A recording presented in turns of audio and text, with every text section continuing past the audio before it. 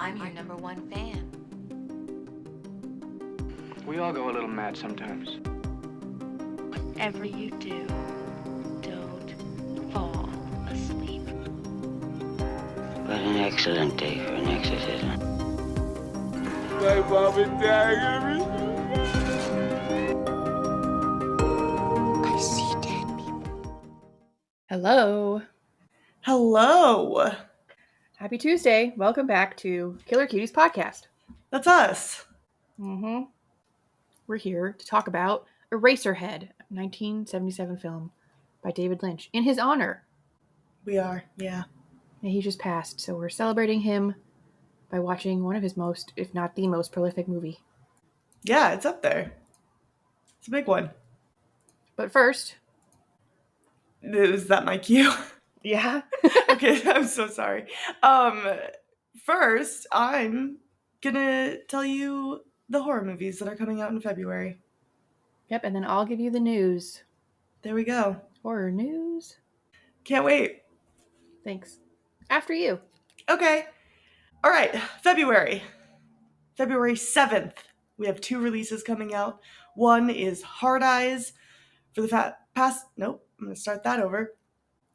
Hard Eyes. For the past several years, the Hard Eyes killer has wreaked havoc on Valentine's Day by stalking and murdering romantic couples. This Valentine's Day, no couple is safe. Wow. It looks bad. I'm really excited for it. So the 2 times you said Hard Eyes, Yeah. I heard hard once and I heard fart once. Heart. My Thank bad. you. I don't really enunciate very well. That's okay. I got it in the end. Yeah, the Fart Eyes killer is coming.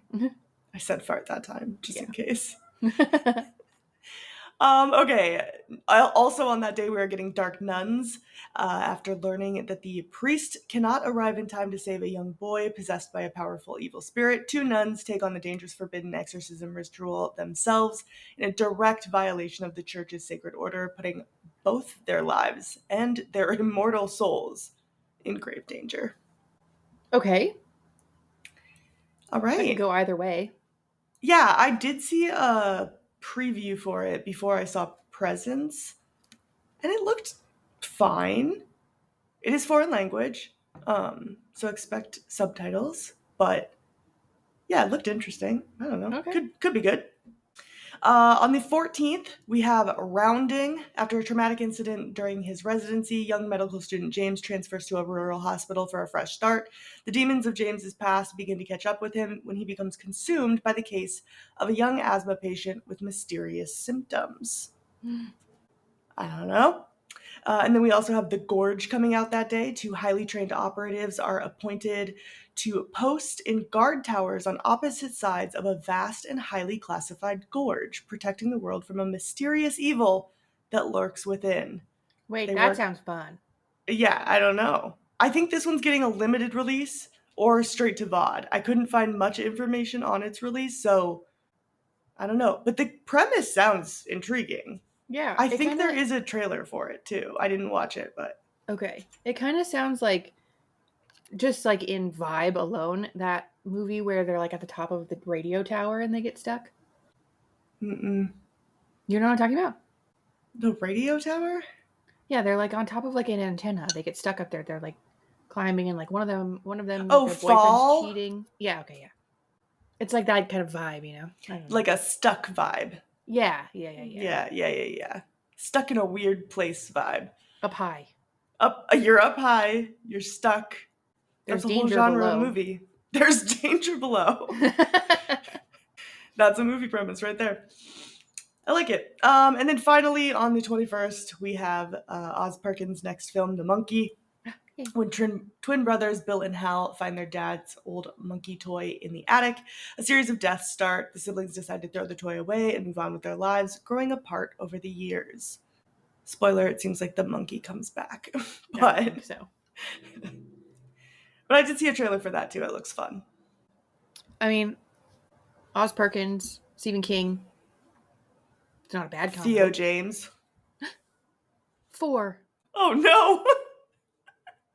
Right? Yeah. He did play 4 in the Divergent series. I tell you, the What last they time I got watched out of those it. movies, I watched them in the wrong order, and it still sort of kind of made sense. Yeah. Remember when they never finished that series? No, I don't, but we've also talked about that, because I thought it finished. No, it was That's supposed to crazy. be a 2-part ending. They never made the second part. That makes a lot more sense, like knowing the actual ending of the third movie or the fourth movie, whatever movie they finished on. Yeah. The third Yeah. movie is what they ended on. That's crazy. Yeah. It'll come to TV. Amazon will pick it up or something later, 10 years or so. I'll get a reboot. Yeah. Yeah, of course. Do you hear that? No. Oh. That's enough. She's scratching. Hmm. Okay, well, I've got some news. I would love to hear it. Exciting movies for February. Tough act to follow. We mentioned a few episodes back that we're getting an Anaconda reimagining with Paul Rudd and Jack Black. Well, we just got some more casting news. Then Dwayne Newton of Westworld, Steve Zahn of Joyride, Sultan Mello from I'm Still Here, and Ione Skye from Say Anything have all joined the cast with Paul and Jack.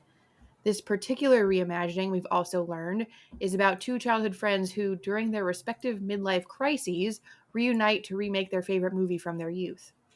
So it sounds like Paul and Jack are these midlife crisis men who hire these kids to act in a retelling of Anaconda. So it's not only like a retelling of Anaconda, it's also like a remake, a movie of the remake of Anaconda. Yeah. It's a strange concept, but very meta. Okay. Yeah, it's kind of fun. Yeah, interesting. We also, I feel like we were just celebrating the release of season 1 of Teacup, that new show from Atomic Monster / James Wan. Well, unfortunately, Peacock has canceled the series. We didn't get any news why, no goodbye from the cast or crew, nothing from Atomic Monster yet. Just Variety's reported that it's over as soon as it began. Damn. Yeah, I never feel like saw they put it. a lot into marketing behind that. Yeah, I saw quite a bit of it. Yeah, they had like events and stuff. Huh. Bummer. Well, rip.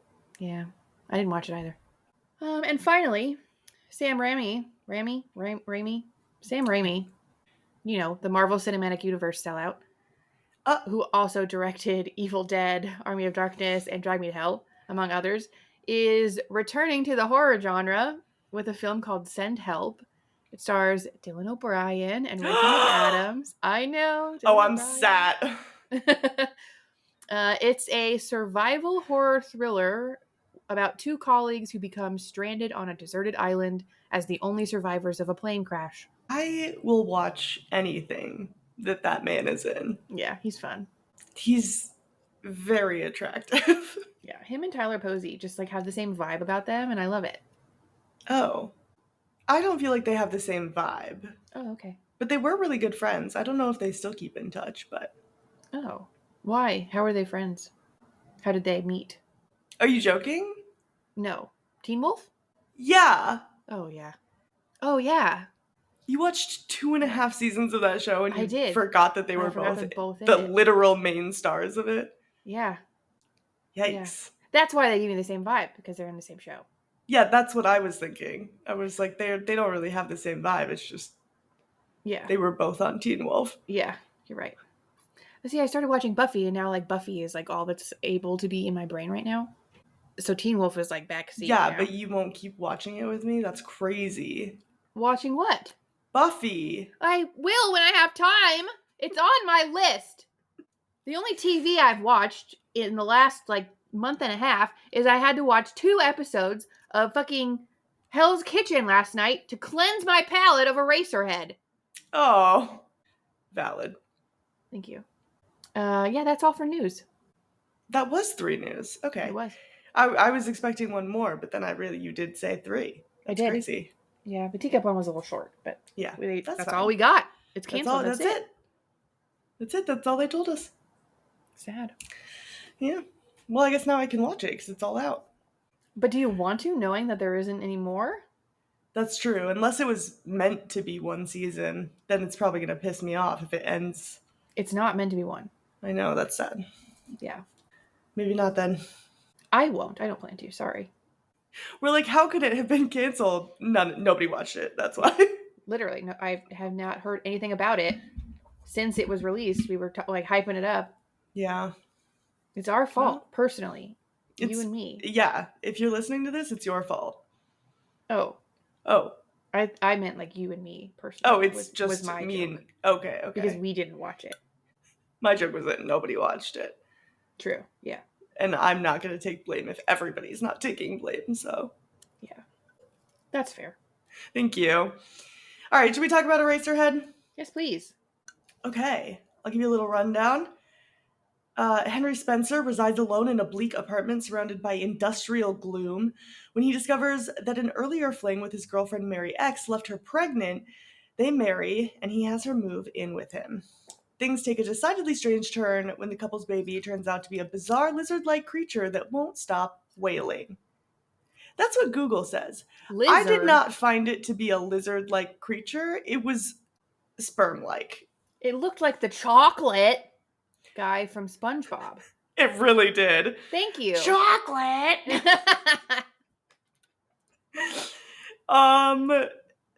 It was written and directed by David Lynch. This was his first feature-length film.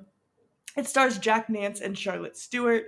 It had a budget of about $100,000 and it earned about $7.1 million at the box office. It currently has a 7.3 out of 10 on IMDb, a 85% critic score, and 82% audience score on Rotten Tomatoes. What percent audience score on Rotten Tomatoes? 82. Okay. Pretty close to critics and audience. 85, 82. Interesting. Mm-hmm. I do think it is interesting because this movie does not feel like one for general audiences. Nope. However, I also think that a lot of people who see this movie kind of understand the vibe about it before they go into it. I don't think this is a movie that a lot of people just watch. Correct. So it does kind of make sense that the people who seek out this movie to watch did enjoy it. Mm-hmm. Yeah, that makes sense to me. Yeah. I sent you a Snapchat, but I was watching this with my cat, and Dylan came upstairs, my husband, and there is no greater god in my cat's eyes than my husband. He like sparkles and just like head over heels for my husband, and he starts drooling. Aw. So Dylan goes and sits down at his desk, and Fergus just stands on the end of the bed, screaming at Dylan to give him attention. All while I was watching Eraserhead, so it was almost like a 4D experience. Yeah, you sent me a Snapchat. Yeah, I liked it. It was fun. Yeah, I like that. Immersive. Very nice. Yeah. Also, can I just say, yes, never in a million years would I have guessed that this movie was named Eraserhead because a man's head becomes erasers. You did say, does he have an eraser for a head? And I was like, let's wait and see. Because that was more close to what happens than your prediction. Yeah. But if I had money on the line and someone's like, guess the plot of Eraserhead. Or like, why is Eraserhead called Eraserhead? Never would I have said, because a man has an eraser for a head. Or his head turns into erasers. That's fucking crazy. Yeah, that his head would get decapitated and then for what? Turned into Decapitated erasers. For what? How? Well, it was just like a dream sequence. It wasn't. Yeah, but like nothing decapitated him. He just suddenly was decapitated. Yeah. But Crazy. that's how things happen in dreams. This whole movie kind of feels like someone explained a dream you had. Yeah. And someone just said this about another movie. I think it was what's the Arrival with Amy Adams. Okay. Yeah, someone just said this about another movie, but I feel like I was understanding it while I was watching it, and I knew what was going on while I was watching it. But now, I don't think I could explain or recap what I watched. Okay. And you Eraserhead. feel that way about Arrival as well? No. They felt that about Arrival. They felt that way about Arrival. I feel this way about You've never Eraserhead. seen Arrival? No, I need to watch that movie. I know. Katie, you would love that movie. I know. Right up Everybody your says alley. that. Yeah. Everybody's like, oh, that would be your Interstellar. I'm like, Interstellar is my Interstellar. I mean, I guess I'll watch it. Well, I still need to watch Interstellar, so. We could watch them both on the same day. Oh my god, double feature? We could watch them together on Sunday or Monday. Oh, physically. Yeah, we probably couldn't though. I don't know if we'd have time now. Yeah. But yeah, I think that that's a valid feeling after watching this movie.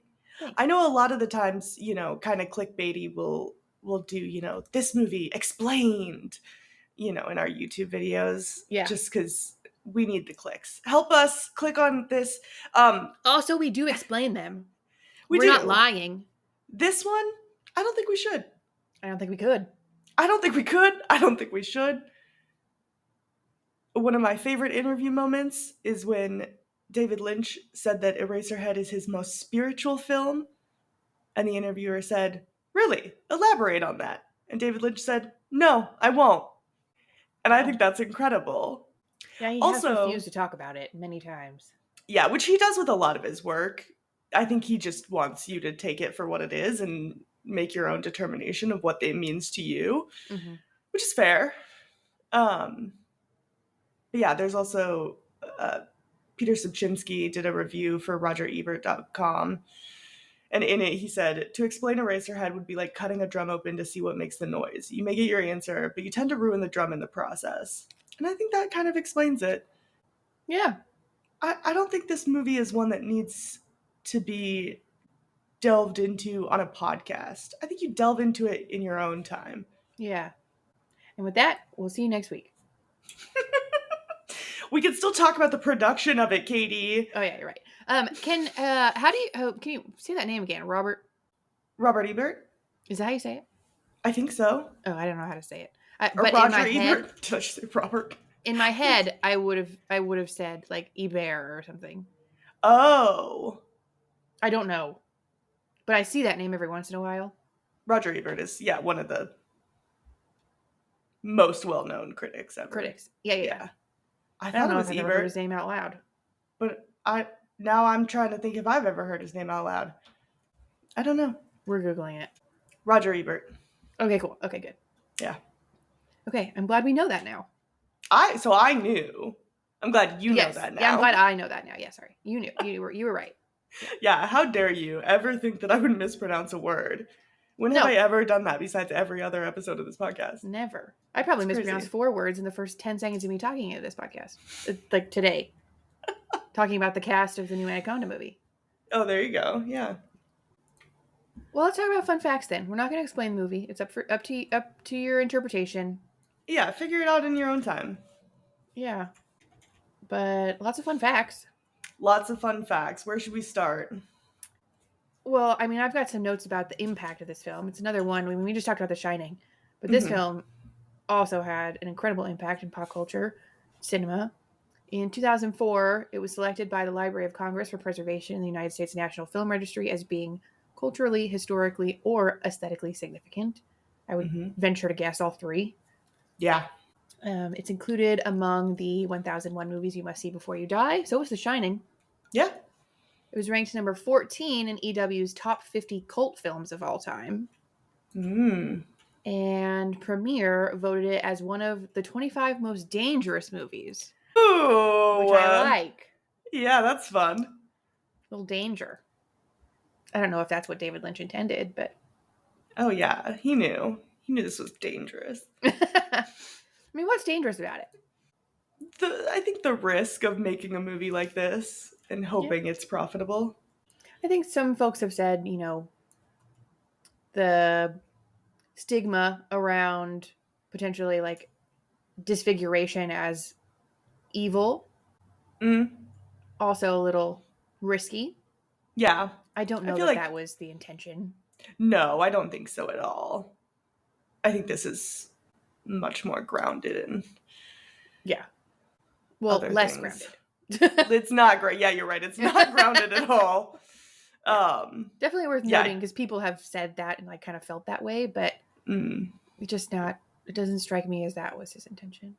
Yeah, I don't think that the baby was supposed to be...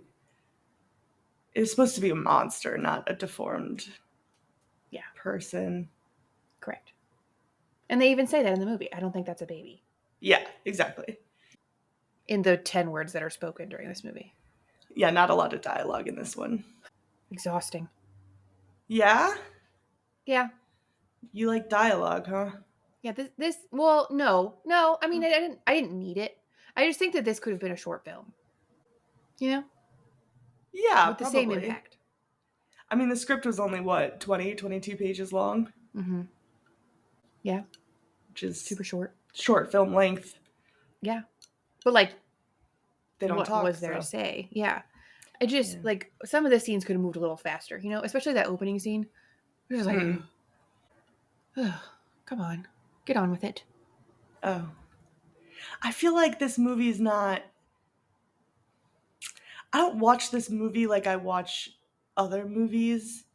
I watch this movie like I would an art exhibition. Yeah. You know?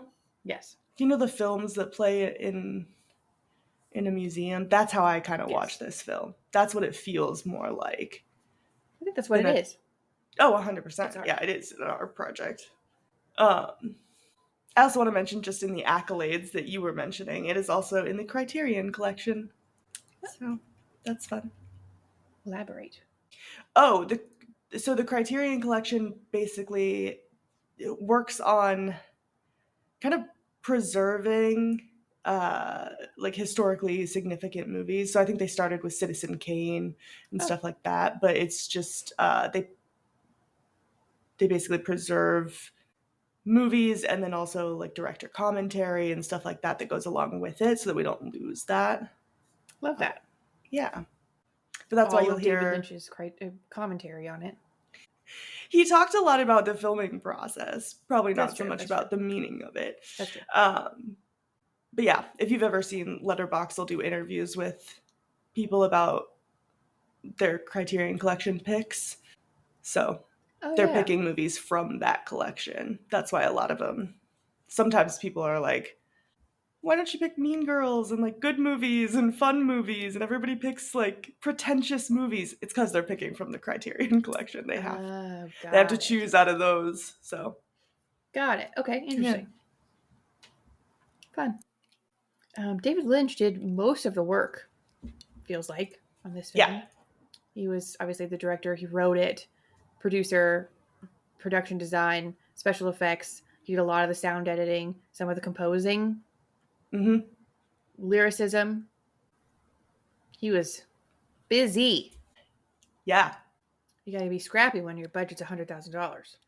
Yeah, that's not a lot. And they also, I mean, they had trouble getting the finances from AFI in the beginning. The American Mhm. Film Institute helped fund this movie because the script was so short. So he received a grant, but then after 3 years of making the movie, they ran out of money. This movie took 5 years to make, by the way, which is crazy. That's crazy. But yeah, they ran out of money, and then I think they tried to screen it for a potential financial backer who walked out. They called it bullshit. So then production funds were donated by people in the cast, David Lynch, Jack Fisk, and his wife, Sissy Spacek, who famously played Carrie. Yeah, Jack Nance's wife at the time, Catherine E. Coulson, who also helped on the film a lot. She helped finance. So yeah, it's just kind of scrounged enough money to get it done. Crazy. Yeah. Well, and did you mention David Lynch was delivering newspapers Mm, while the film was beginning principal photography so that he could yeah. have money to continue photography? Yeah. Crazy. Yeah. Took 5 years. David Lynch had to sleep in Henry's bedroom for a year of filming because it was taking so long. Dedication. Yeah.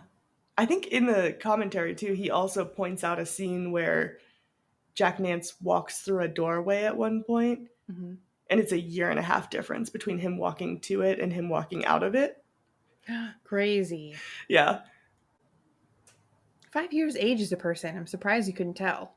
I mean, if this had been done when he was younger, maybe it would have been much more noticeable. Yeah. Catherine E. Coulson also did Jack Nance's hair throughout that 5 years. She said it involved a lot of pulling and picking at his hair to make it stand up the way that it was. Mm-hmm. And she likes to joke that that is what caused them to divorce later on. Aww. She's joking. They stayed friends, so I think it's just a little hee hee ha ha. Cute. Love that. Yeah. The only other people that I know that have stayed friends after divorce are my grandparents. Oh, okay. They're both dead now, but they were really good friends, best friends. Well, that's cute. Hung out all the time. She got remarried. He never did. Oh, I like that. Yeah. Made Thanksgiving and Christmas easier, you know?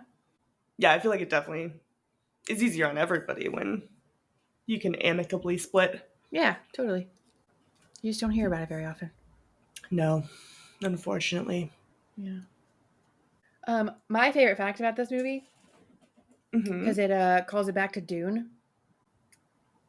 I don't know how to say his last name. Bill Sienkiewicz, I'm pretty sure, Okay. is the comic book artist for Dune, the 84 version of Dune, the comic book adaptation of David Lynch's film Dune, 1984.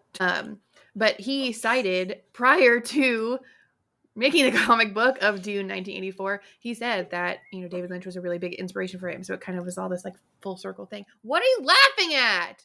I was clarifying. Just the amount of times you said 84 and Dune in the same sentence. That was fun. Yeah, thanks. I was just making sure there's a lot of Dunes out there. There's a lot of Dunes. We're talking about David Lynch's film, Dune 1984, inspired by the book, also called Dune. I don't remember what year that one was, but it wasn't 84.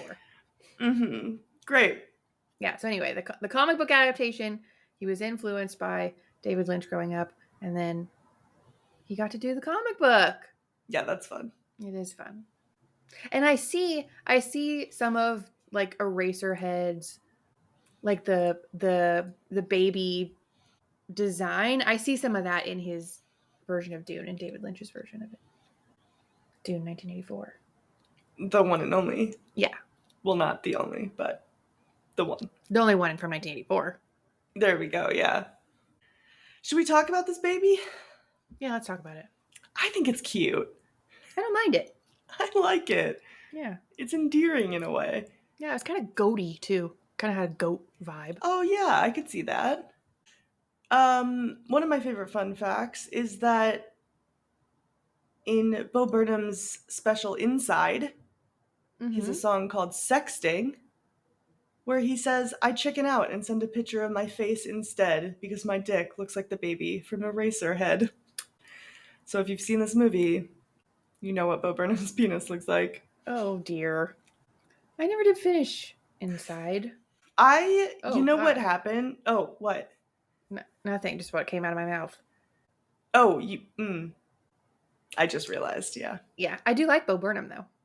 Yeah, same. And then Inside came out, and it was during the pandemic, and I was like, oh, let me wait.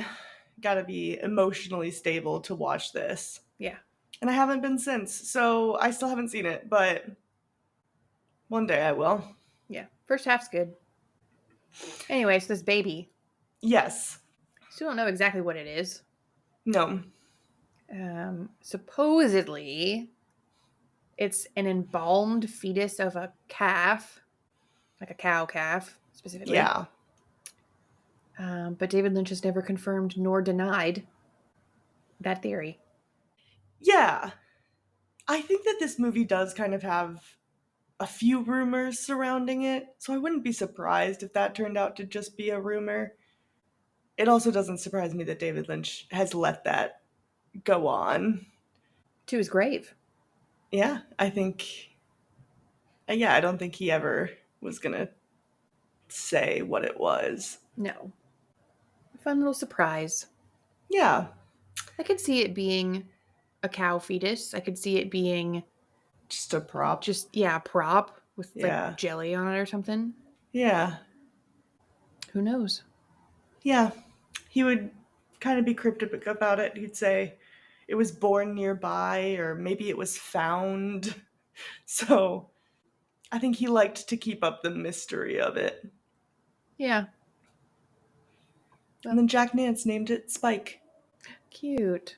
Yeah, apparently that stuck. A lot of the cast and crew started calling it Spike as well. Aw. Spike. Little Spike. To be clear, pre-pustule Spike is cute. Post-pustule Spike, not as much. Not so cute. Less so. Mm-hmm. And then the enlarged head, David Lynch and Jack Nance made together, and it was in Lynch's backyard, and the neighbors could see it, and they just called it that big egg. That big egg in Lynch's backyard. It was a head. Spike's big head. Spike's big head. Yeah, didn't see that coming. The enlargement. No, I don't think there's a lot in this movie that you see coming. Yeah. No, not really. No. I think in hindsight, and I'm not at all trying to explain the movie, and there were some like whispers of this being kind of what it was potentially about, sort of like this fear of fatherhood. Mm-hmm. But I do see a lot of parallels there where it's like, you know, what if there's something wrong with the baby when it's born? And, you know, how is that going to affect my relationship? And the like, you know, what if I do something wrong and then it hurts them? Or I saw a lot of those parallels. Yeah. So that's kind of where I was at. And then the, you know, like engorgement or whatever you want to call that, whatever happened there at the end was like the child kind of taking over your life, because I mean, whether your child is healthy or not, I mean, they take over your life. That's kind of the point. Anyway, so I sort of saw this movie as like that personified, that kind of like fear of parenthood and what all could go wrong. Yeah, I think that's pretty common.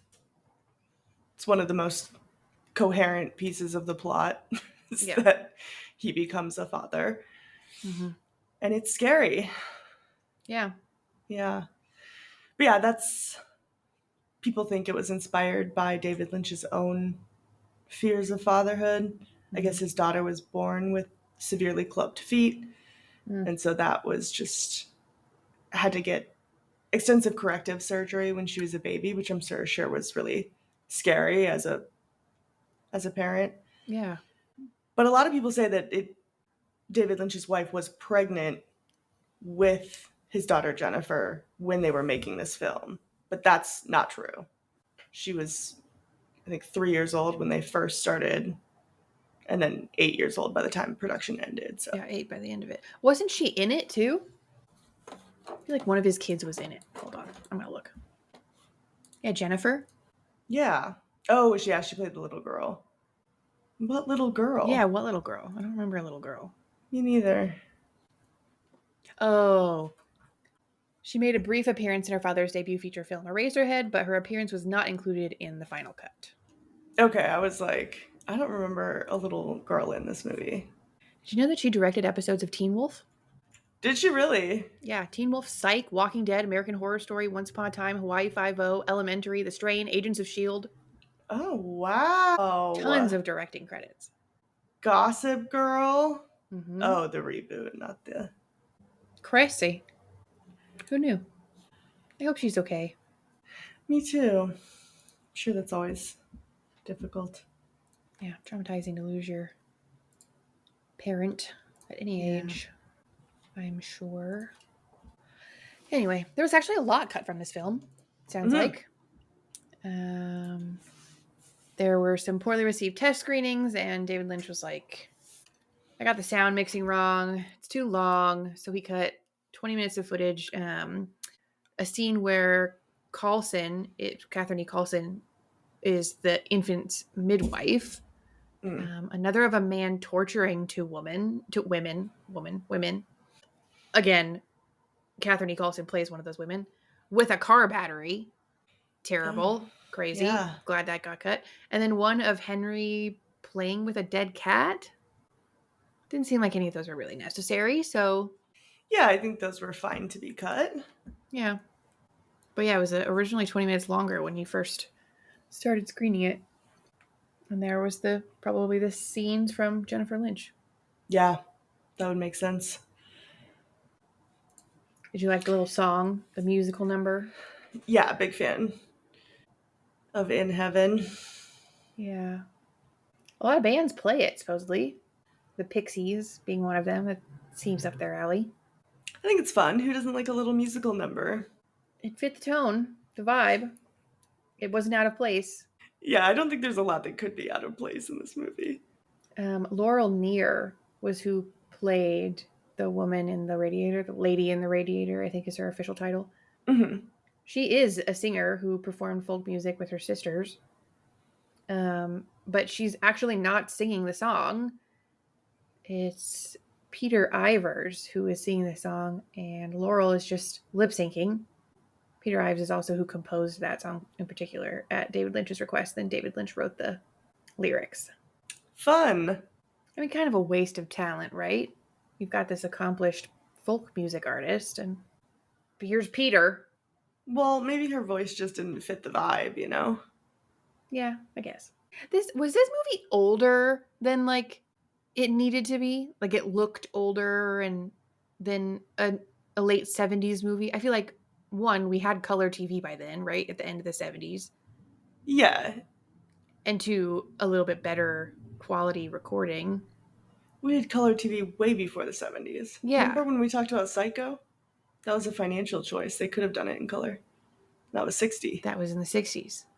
So maybe this was also a financial choice. I think it was also aesthetic. Stylistic. Yeah, it was definitely a choice to do it in black and white. I don't necessarily think it looks older. I think maybe the reason why it feels that way is because it's so minimalist almost. Not minimalist in like content, but in set design, and sure, that industrial feeling kind of feels limited, and also anything in black and white is going to feel older than it is. Yeah. But I think you can tell with the baby and the special effects there that it is a little bit more updated. Okay. Yeah, it just felt older to me. I don't know. It's which is the not a black bad and white thing. effect. Yeah. I mean, a movie in black and white? Old. Dr. Eggers does a good job. Black and white. He did The Lighthouse. Yeah, Lighthouse doesn't look like an old movie. It just looks like a stylistically black and white movie. I feel like it doesn't look old to you because you know who Willem Dafoe and Robert Pattinson are. Like, you can't put them in a movie and have it look old because you know them. I don't know. I think you could. I do know them. I don't know. I think that kind of plays with your mind a little bit because you know what year that movie takes place immediately because you know who they are. Yeah. Whereas a movie like this, did you know Jack Nance before you watched this? No. Exactly. So it's gonna feel older because it's black and white and there's no one in it you know. Nobody in this movie has iPhone face. No. Not a single one of them. Not one. Oh, iPhone face. Yeah.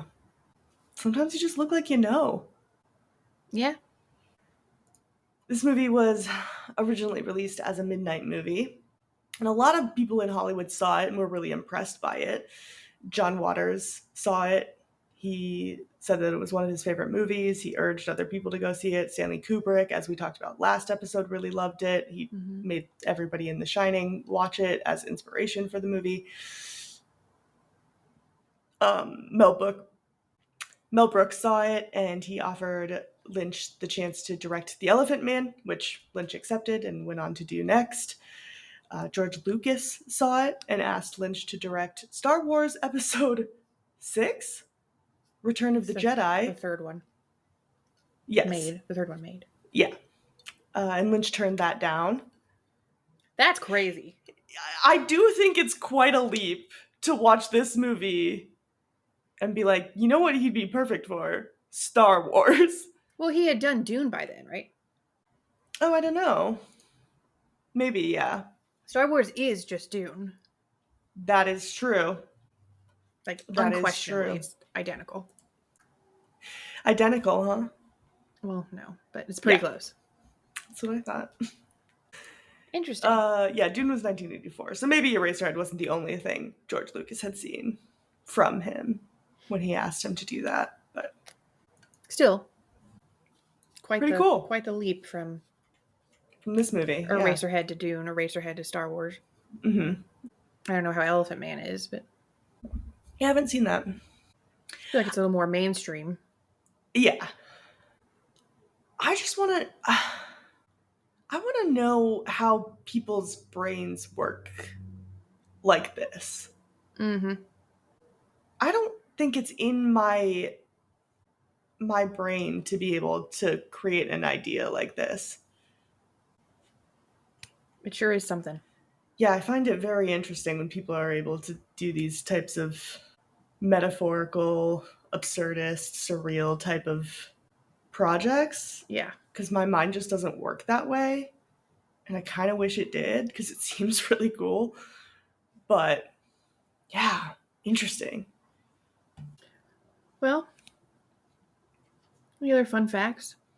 Yeah, Okay. the soundtrack. I like this one, so I'm going to say it. The soundtrack album was dedicated to the Man in the Planet's sister. The Man in the Planet in the movie is played by Jack Fisk, who was the brother of Lynch's then wife, Mary Fisk. So it's Oh, dedicated cute. to her. Yeah.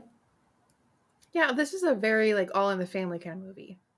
Yeah, it was definitely a group of people who got together and said, we're going to make this happen no matter what. Yeah, small group of people. Like 6 Yeah. people. Yeah, not a lot. And I know a lot of them, even kind of going all the way back to the budget thing, they worked for free because they knew it just wasn't in the budget.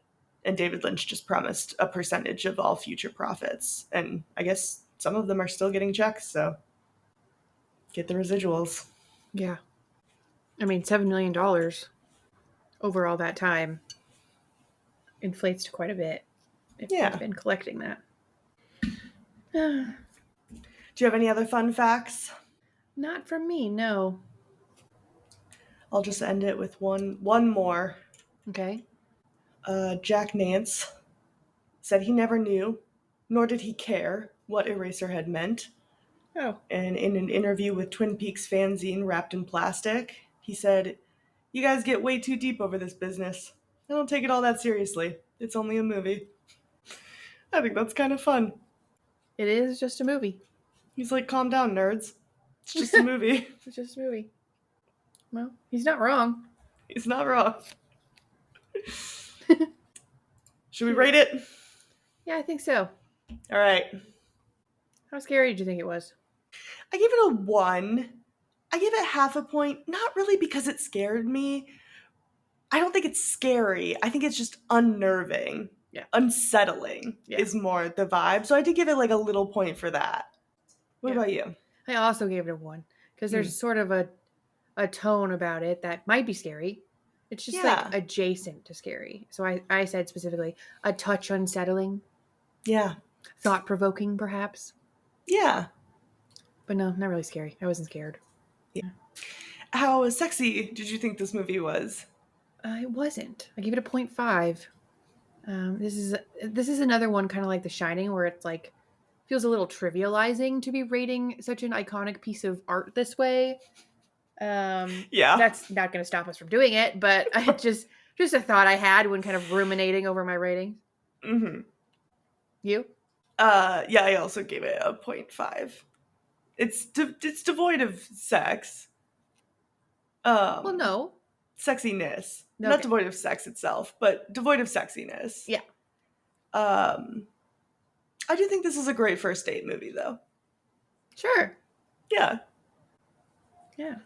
I'm glad I didn't watch it with Dylan, by the way, because he doesn't like eye stuff, and that lady getting in there, that would have gotten him. He would not have liked that. But I mean, for anybody else on a first date, perhaps. Yeah. Not you and your husband on a first date 7 years into your relationship. 8 yesterday, or 8 2 days ago. Oh my gosh. Was our first date. Wait, that's so cute. I was pretty close, too. You were pretty close.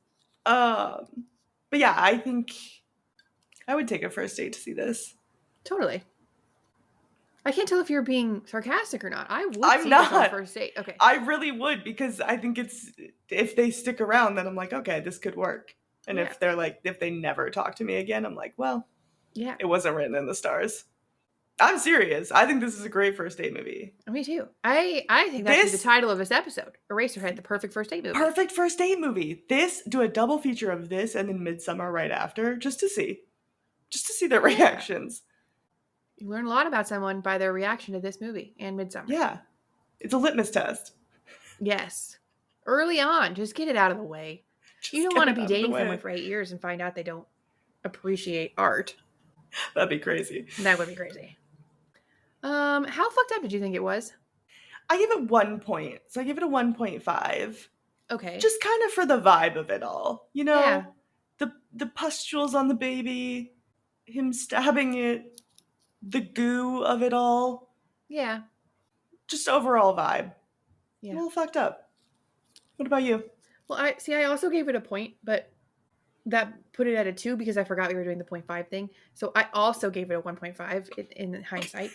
Right. Because I don't know that fucked up is the appropriate expression here. And again, it's sort of trivializing the impact of the film. Yeah. It was shocking. It was weird. It was unexpected, thought-provoking. Was it fucked up? I mean, I guess. But like, not... It's not fucked up in the way that most horror movies are fucked up. Yeah. Yeah. So I understand what you're saying. Yeah. Valid. Thanks. Overall, what did you think of Eraserhead? Yeah. I really didn't know what to say about this movie. I mean, I was trying to like just type up, my thoughts, and I just didn't really have any. I mean, I can't stop thinking about it, but I'm not formulating any thoughts. Great. I wanted so badly to be a part of this kind of cult that believes that David Lynch can do no wrong, because I do think he did a good job with Dune, which is one of, if not my favorite franchises of all time. It would be an absolute disrespect to his name and memory to not credit Eraserhead as being viscerally original and to credit David for creating something absolutely massive out of almost nothing. But at the same time, this wasn't even as weird or as shocking as I was expecting. I kind of wanted more, because the fact that I was able to formulate even a concept of an idea of what it was about was unexpected for me. I thought, I mean, you hear his name synonymous with like crazy and surrealism, but there was, and you even said it, there was something grounded about this movie that just like, I don't know, I was expecting more. I don't know. So anyway, all to say, I gave it a 2.5. Wow. Yeah. I wanted more. See, this is why this should have been episode 1. First date. Yeah. And then we could have ended it there. I mean, it's not to say I don't appreciate. I absolutely appreciate the impact and the art of it all. Yeah, I that's do crazy think it that was. you wanted more surrealism. Well, is this his most surreal film? I haven't seen all of them, but I do think this one maybe is up there with the most. So this is one of the most Lynchian films, perhaps? When people say Lynchian, I think Eraserhead. Really? Or Okay. Twin Peaks, I guess. But Twin Peaks is also has a plot. Yeah. I think I did myself a disservice going into it with any expectations at all. Yeah. But again, I don't not appreciate the art and the cultural impact, and just for someone that's who was fair. going into it with the expectation just didn't of a think there'd be Lynchian any- film. You thought Lynchian meant like no coherence at all? I guess. Yeah. Oh, I was really okay. excited to like have to try to come up with some sort of concept behind it, But it felt really straightforward, like, oh, this is a commentary on parenthood. I don't know. Well, I'm I sorry feel bad. Eraserhead wasn't weird enough for you. Thank you. Thanks. Yeah. What did you give it? I give it a 4 out of 5. Okay. I really like this movie. I can't explain it. I think this movie becomes weirder. You watch it and you're like, yeah, that's Eraserhead. And then you try to explain it to someone later, and that's when it becomes almost weirder. Yes. You're like, how do I tell you the plot of this movie? Mm-hmm. So yeah, but I just appreciate the overall art for it. I love a movie that's kind of metaphor based. I like weird movies. I think it's fun.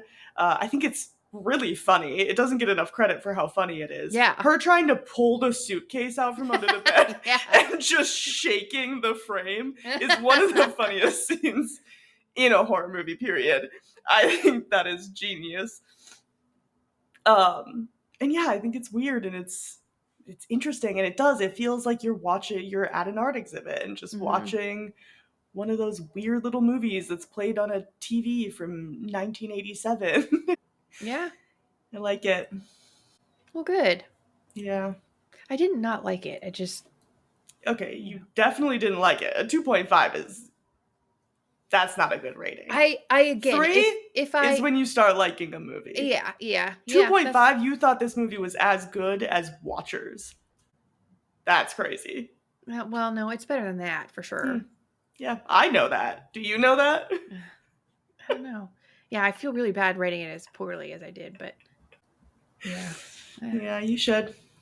And the crazy thing is, I'd watch it again. I would recommend it to people. I think people should watch it because You just hated it. it's like it did successfully what I think Beau is Afraid was trying to do. Okay. You know, be original, be artsy, kind of See, I push think Beau is boundaries. Afraid still did that. I still struggle with Beau is Afraid. I kind of want to rewatch it. Because it really did have, I think that if it was 30 minutes shorter. Yeah. And I wasn't a real fan of the whole attic scene. You know the one. Yeah, I do. But, but yeah. See, this movie too, had it been 30 minutes shorter, just condense. Fuck. You just wanted it to be a short. Well, just condense all of the like drawn out scenes that just were kind of like dragging, you know? See, I feel like that's almost where like the artistic sense of it comes in, though.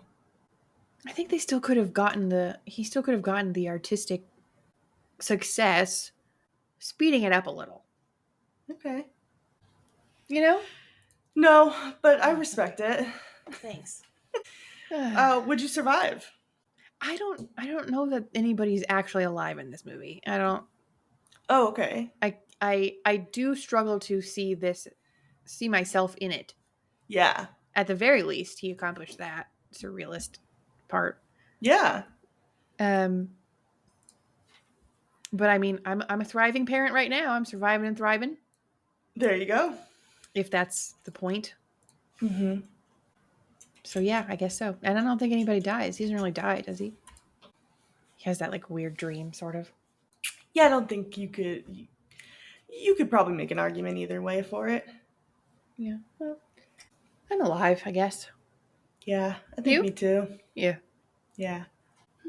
Okay, well. Yeah, I think you can make an argument that everybody survives this. Mm-hmm. So, there you go. Well, easy except peasy. maybe the baby. Well, I mean, it grew after it was stabbed. So.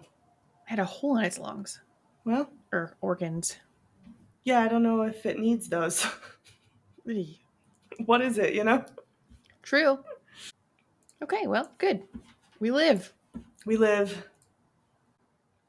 All right, so next week we're going to try something a little bit different. We're going to do a themed episode. So we're going to watch 3 different movies and talk about them all kind of in shorter segments. It's just a different format. We're going to see how it works. If you guys like it, we'll do more of that. If you guys hate it, we won't. Yeah. But yeah, so the theme is the best of the bad.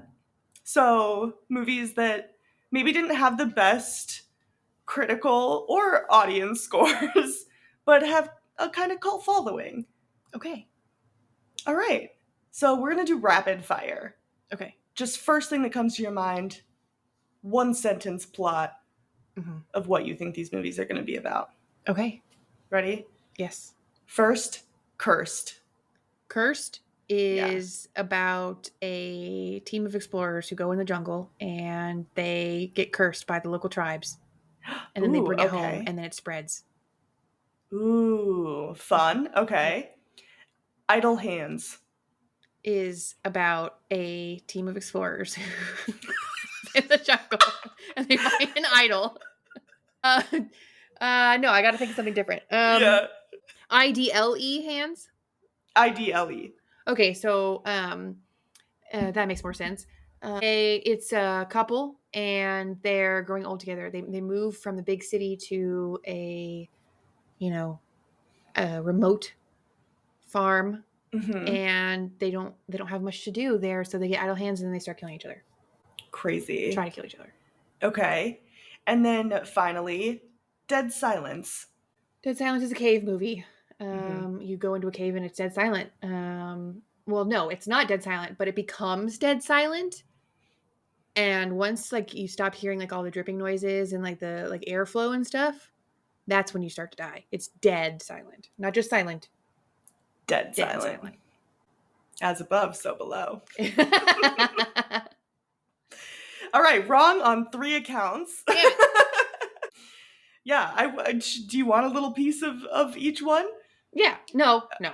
Well, just give me like the like, is it supernatural? Is it Like a premise? Yeah. All 3 are kind of supernatural. Okay. One's a creature feature. Fun. Yeah. And one's a horror comedy. Hooray! One's a horror comedy. I'm not sure if they meant to, but Oh gosh. One is on purpose and one of them is not on purpose. I think it was kind of still on purpose, but Okay. Anybody I know in any of them? Yes. Anybody I like in any of them? Yeah. Cursed was directed by Wes Craven, written by Kevin Williamson, who did Scream. It stars Christina Ricci and Jesse Eisenberg. And Judy Okay. Greer's in it. Oh yay! Idle Hands is, we actually talked about it once, but Devon Sawa, Seth Green, Vivica A. Fox, all in that. Okay. Seth Green. And then, yeah, Dead Silence is directed by James Wan, written by Lee Wanell. Oh And dear. Donnie Wahlberg's in that one, so... I've never seen a Donnie Wahlberg movie. Wow! Your Yeah. first Donnie film? I think so. That's crazy. No, he was in The Sixth Sense, Katie. Oh damn! I have seen The Sixth Sense. God, I don't remember that movie. I thought it was Bruce Willis. Bruce Willis and Bruce Willis is the main actor. oh, okay, but in Donnie's The still in Sixth it. Sense. Okay. Yeah, he's in it as well. But yeah, so I'm excited to talk about those. We'll kind of do like a little rapid fire, maybe 15, 20 minutes each, just kind of going over each of them, if you agree with the critics or if you agree with the cult following. Okay, sounds fun. Yeah, I'm excited. Me too, and fun to come off of probably the biggest cult following movie ever. Yeah, this has a huge cult following. We're going to keep up the cult. Yay, cult. Okay. All right, nice. Well, I'm sad you didn't like Eraserhead, but I think this movie's kind of like I Saw the TV Glow for me, where I really love it, but I also kind of understand if people don't like it. Yeah. It's not for everybody. Sure. But yeah, everybody should watch it. Give it a go.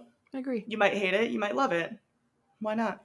Yeah. I mean, if you got this far and you're still listening, that's kind of crazy. You should have stopped and then watched it and then listened. But whatever. I'm not here to dictate your life.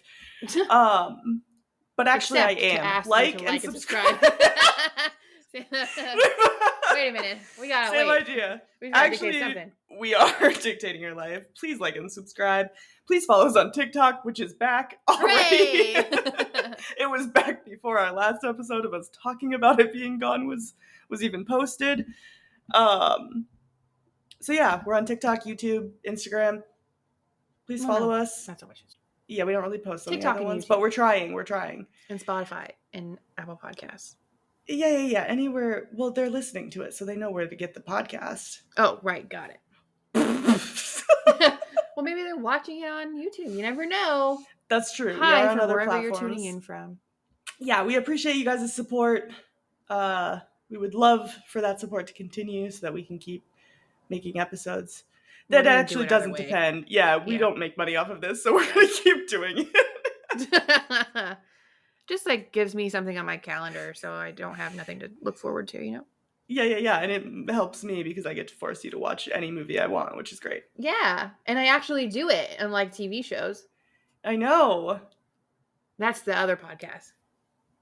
Where we just talk about every Just the episode of TV Buffy. shows. Yeah. Did you see that Charisma Carpenter, who plays Cordelia, she's on TikTok and she wants to do a podcast? Because she's never seen the whole show. She's never watched it all. That's crazy. She should do it with us. I know. We should ask. I think she'd probably do it with other people who are on the show, if I'm being honest. But Charisma Carpenter, I know you're a listener. Reach out. I would happily go over every detail of every episode of Buffy Yeah. with you. And I would let you do that without me. I would insist that you come on as well. Oh, thanks. We're kind of a package deal at this point, I think. Okay. Anyways, enough about another podcast. Thank you for listening to this one, and we will Yeah. see you next week. God, longest outro ever. See you Tuesday. See you next Tuesday. Yeah. Bye. Bye.